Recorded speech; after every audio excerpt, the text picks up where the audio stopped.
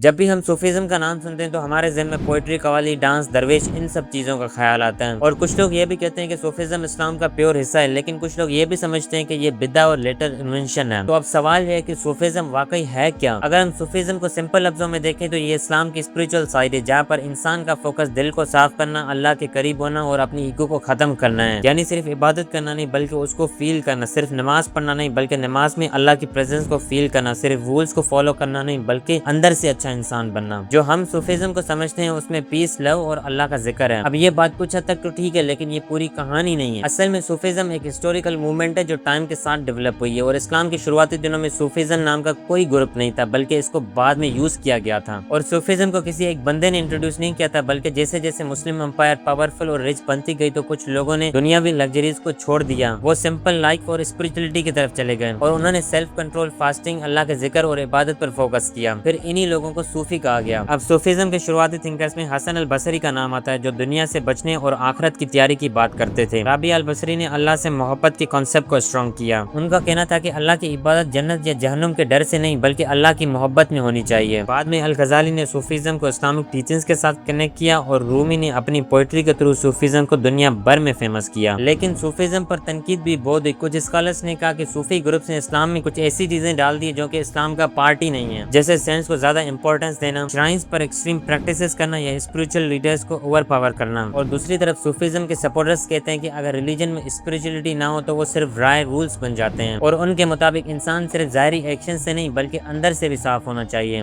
تو آخر میں صوفیزم نہ صرف قوالی، نہ صرف ڈانس، نہ صرف رانگ انوویشن ہے، اس میں سنسیئر اسپریچولیٹی بھی ہے، ہسٹری بھی ہے اور کچھ مسٹیکس بھی ہیں۔ ہر موومنٹ کی طرح اس میں اچھی چیزیں بھی ہیں، بری چیزیں بھی ہیں، اور اگر ہمیں صوفیزم کو صحیح طرح سمجھنا ہے تو ہمیں ایکسٹریم سے نکل کر سمجھنا پڑے گا۔